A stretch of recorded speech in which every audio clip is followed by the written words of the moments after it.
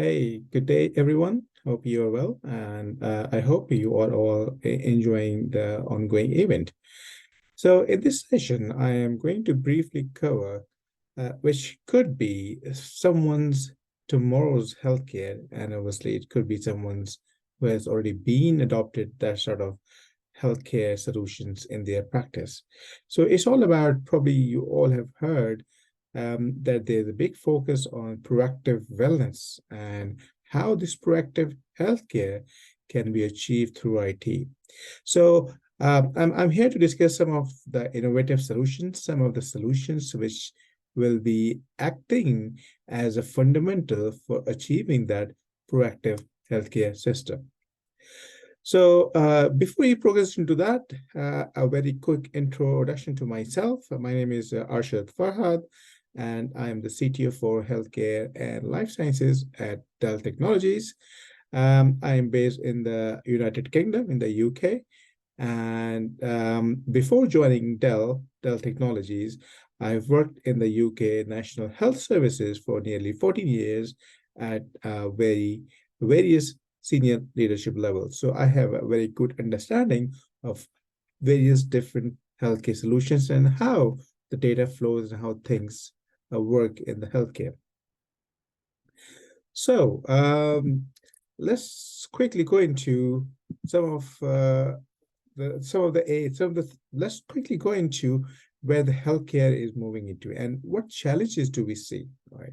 So first of all, I think you are all aware of that one of the biggest challenge that healthcare system is facing, not only in South America, it's everywhere, whether Argentina, whether United States, whether United Kingdom, or even in some less developed countries such as African and Asian, is the chronic illness or chronic disease. The chronic disease is defined as any illness which lasts more than 12 months is defined as a chronic illness. So as we are living longer, obviously more and more we are getting chronic illness, which poses a huge burden to the healthcare system that we live in. And it is estimated that is going to be around $47 trillion is going to be spent or is going to have an impact on global economy. And this is an interesting part, right? So on the right hand side, you see 98,000 deaths could have been prevented, right? And this is a recent study which has shown that with help from various things, not just focusing on one area, with the help from various things, the number of death across the globe, and again, this is more of a global figure, could have been prevented. And this is where the focus is on for each and every healthcare system across the globe is to move from reactive to proactive healthcare system. What does it mean? Think about what happens normally. So if I'm a human being, if something happens to me, if I feel a pain, or if I feel certain symptoms, then I go and see my doctor, whether GP or hospital. So this is a reactive. So you go and see your healthcare system after some sort of symptoms has appeared. But in a proactive healthcare system, it is advanced. In advance, you seek assistance, which is an indication of that something going to happen. Then go and see a doctor or do something to prevent that disease or that symptoms to occur. So this is what we're talking about, proactive healthcare system. And the future is, and again, this could be someone's future or this is already someone's present, because globally, if you look at the healthcare digital maturity, different countries are sitting on a different level. There are some countries, some areas who are quite advanced, who are already practicing that predictive healthcare, or what we call it, the P4s, which are predictive medicine, preventative medicine, personalized medicine, and participatory medicine. I'll explain each and every of them in a short while, but these P4 basically is the fundamental for moving away from a reactive healthcare system to the proactive healthcare system. So what is predictive medicine? Predictive medicine is something which predicts that something is going to happen, so you should go and seek some assistance. Preventative medicine is to do something which will prevent something which is going to happen. And personalized medicine is again, this word has been used for quite some time. It's the medicine we use, the drugs we take at the event when we need something. Obviously, we go and get something from a pharmacy counter, which is built from a generic formula, right? Personalized medicine is something, drugs would be a drug which is tailored for your body composition. And participatory medicine, this is interesting because more and more we're going to see more of participatory medicine, which is basically we're talking about a relationship between a clinician and a patient, and where there will be a two-way communication, and when something is being given or something, a certain treatment has been given, it will have input from the patient as well. So this is what we are moving into, which is P4, predictive, preventative, personalized, or participatory medicine. But the main question is how this is going to be achieved by a certain or a healthcare system. If a healthcare system who is not doing proactive or predictive, how this is going to be achieved? First and foremost thing, technology has a huge role to play here. And there are some fundamental building blocks. You may have heard about genomic sequencing. You may have already heard about digital pathology. Like 90% of the patient who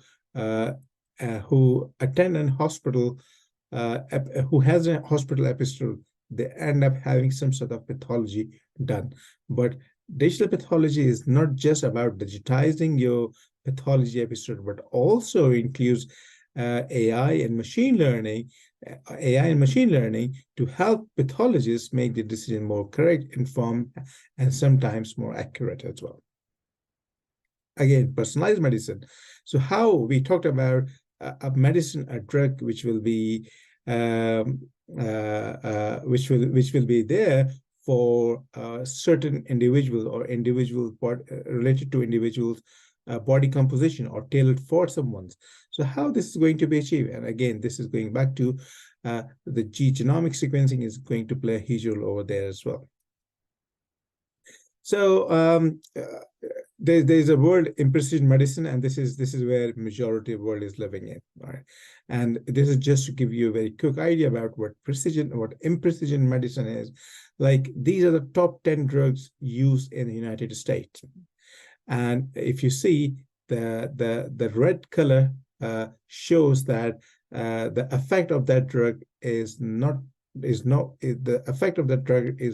good on those individuals. So you could see the blue color is the only ones who are getting some good result or has been effective for them, where the red ones are the individuals where the drugs haven't been very effective.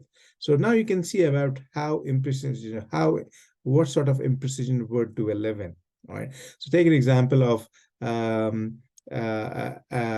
Adviar discus, which is more of an estimate, number 6 I'm talking about. So out of nearly 20 people, only one person is having more effectiveness compared to the others, right? Think about a Nexium, which is a hard one. Again, it is only effective for 1% out of nearly 22. So now this is the world, this is a reality, right, we live in. And this is moving into more of the precision medicine. In a precision medicine, the drugs would have been created, would have been manufactured for a certain individual, and it's based on your body composition. It is based upon how those chemicals are going to react for a certain individual. And there's a study recently been done that in precision medicine, or the medicine we take which is built from a genetic formula, is about 40 to 45% effective for individuals, certain individual. But in precision medicine, we are talking about accuracy up to, or effectiveness up to 80 to 90%. So now you can think about how effective those drugs are going to be who are built for certain individuals. Genomics, like we have been talking about genomics for the last nearly 30, 40 years. As you know, for the first time when the gene sequencing was done, it took more than a decade. But now this is, for in some countries, it has been done over a counter. It's only taking less than a day. And the use cases as a result of sequencing are enormous. And genomic sequencing is going to play a vital role in the transformation of healthcare from reactive to proactive. These are some of the use cases. I'm not going to go into each of them, but if you are interested in knowing more about it, please reach out to the Dell team, and they will be more than happy to go them with you in detail. I touched on digital pathology, right? So as I mentioned, that 70% of the decisions involve some sort. 70% of the decision which are made in hospital involve some sort of laboratory test or pathology test, right? And pathology imaging, again, it's not about just creating a digital image, but also, and when you talk about pathology imaging, it varies from molecular pathology to laboratory medicine, anatomy, pathology, the huge amount of pathology that we're talking about. And precision medicine is basically is umbrella term, which is going to be which will benefit from having digital pathology and also applying AI and machine learning on top of it. So again, digital pathology in its own is a separate topic. If your organization are looking into embarking into one of these digital pathology projects, solutions, or looking into it, or want to hear more about it, please reach out to the Dell team, and they will be more than happy to take you through the details of digital pathology and what solutions, what components do you need to enable it.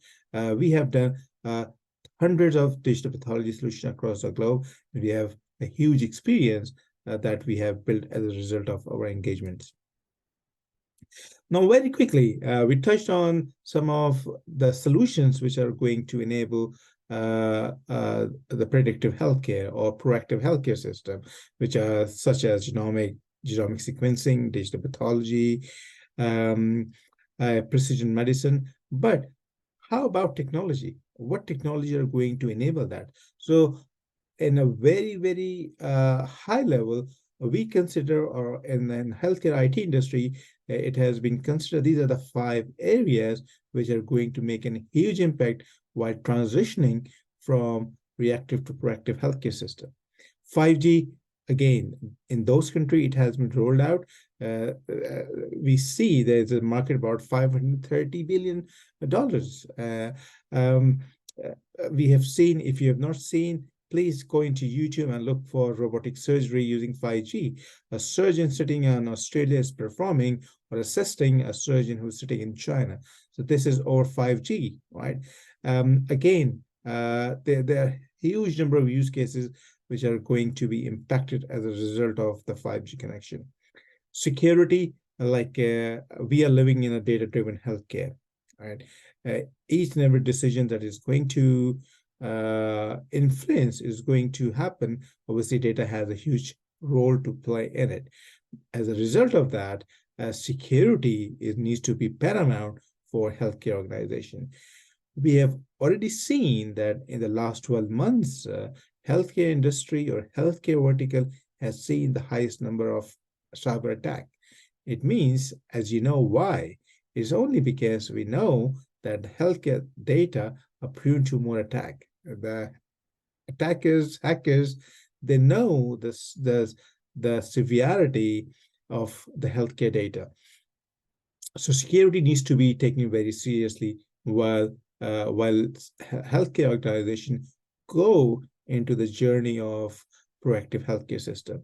Digital twin, like we have heard, we have seen digital twins in retail, manufacturing, but this is coming more and more in healthcare as well. And this is going to streamline the process of, again, transition from proactive to reactive to proactive healthcare system as well. We as a Dell currently been working on several digital twin project, ranging from assisting on a molecular level, twinning human lungs, which is going through a chemotherapy. So looking at the impact of chemotherapy drugs using digital twin on a molecular level. AI, maybe 10 years ago it was a buzzword, even 5 years ago. Maybe people are not taking it seriously, but since the pandemic, I think everyone has realized that how huge the AI is going to be in the healthcare. Like every day we get to see a new use case, whether it has been used for clinical purpose or whether it has been used for operational purpose. So again, clinically, we see that it has been used in conjunction with digital twin, in conjunction with digital pathology, in conjunction with EMR data to either predict something or in order to build some precision medicine for someone. So AI is here to stay, and I think is going to make a huge difference. One thing I would say at this point in time, that AI is here to assist, not to replace a human or clinicians. So this is more of an assistive role that AI has at this point in time. And quantum ready, right? Like this is a great example I'm going to talk about. Like 10 years for the first genomic sequencing, it took about 10 years and I think $1 billion. Now, and obviously the reason for that was number of reasons. Technology was not advanced. If you go back 5 years ago, even genomic sequencing was taking probably a month, but now we are talking about hours, right? So quantum computing has a huge role to play and to enable the transition or the shift from reactive to proactive healthcare system. So I hope this will give you some idea about which technology healthcare providers are looking to adopt or looking into it in order to embark into the digital journey of a proactive healthcare system. In the next section or so, I'm going to be very brief and I'm just going to go through why Dell and what Dell has, what Dell point of view for our healthcare customer. Right. First of all, the focus on healthcare is right from the top of our leadership. Michael Dell is very, very keen, and obviously the commitment that we have that we are going to impact 1 billion lives of people globally, and healthcare is one of the vertical which is at the heart of it. In addition to that, we have quite a significant investment in terms of resources that we have made globally in the healthcare and life sciences vertical. So we have healthcare experts, like people like myself, and there are lots of others as well who have come from the healthcare industry and engage not only with our customer but also with our partner ecosystem to make sure that Dell point of view and the solutions are aligned towards what's going on next in the healthcare market as well. So we have data scientists, we have developers, and we have technical leaders who engage, who work with our customers in day in, day out. We have a strategic partnership with all the healthcare providers. We have OEM relationship. We work very closely with likes of Intel, NVIDIA, and all majority of the cloud providers as well. And again, we are there to share our best practices and also adopt best practices from others as well. We have solution specialists who are focused on certain areas such as digital transformation, virtual health, connected health, security, as we mentioned, and personalized medicine. So for example, if you're looking for some assistance in your digital pathology journey, we will have someone who can take you through to the whole process, and not only technical, but also to an extent of clinical information as well. And obviously, we have world-class service. You're already using that. So healthcare is no different than what you're already using in terms of our services and support. Um, I've almost go through it. I'm not going to repeat this again, but hopefully this will give you a good understanding of what resources do we have. And this is how we deliver all our solutions. So we divide our solution into these 5 areas. First of all, your infrastructure, probably this is where you know Dell very well.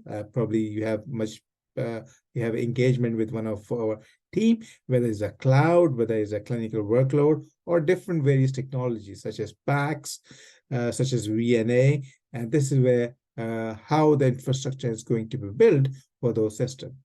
Connected workforce, this is more about how the application is going to be accessed on a client device, how a clinician is going to access certain application, whether in the hospital or outside the hospital. Healthcare data management, I mentioned earlier that we have seen the largest data growth. So how are we going to manage the data in order to present the data to the clinicians, so they can treat the patient, in other words, right? And also, when we talk about AI, machine learning, deep learning, or any form of intelligence or analytics, the data management plays a vital role. So we have dedicated practice who looks into how data can be made available for the clinicians at the right place, at the right speed, and at the right cost. Personalized health, again, these are the areas I touched on, are going to be the fundamental building blocks for the transition from your reactive to the proactive healthcare system. And finally, security. Like secure care is about security of the data, whether it's outside the hospital, whether in your data center, or whether in some sort of cloud. And again, not only that, if something happens to our security, they're all part of that. And we have a great story in that. Again, if you are interested in knowing any of these areas, please do reach out to the Dell team, and they will be happy to take you through to any of the area of interest that you would like. And these are some numbers like our leadership in healthcare and life sciences, and we have built a huge partner ecosystem. Obviously, all the solutions that you have seen in the last slide is not only from Dell. We work with majority of the healthcare solution provider, whether they are in the medical imaging field, such as Fuji, Agfa, or they provide an EMR or EPR solution, such as Cerner or Meditech or Epic. We work with majority of them to make sure that obviously we have a strategic relationship and we validate our platform with their software as well. So I hope this has given you a good understanding of what Dell in healthcare is, where the current focus for healthcare organization across the globe, and where the healthcare system is moving. And again, as I said, someone's future, it could be someone's present as well, because there is a huge digital horizon of scope at which where we see different countries are in a different level. So if you're interested in knowing more about it, please reach out to your team, and we are more than happy to take you to the journey of transforming from reactive to proactive healthcare system. Thank you very much and have a great day.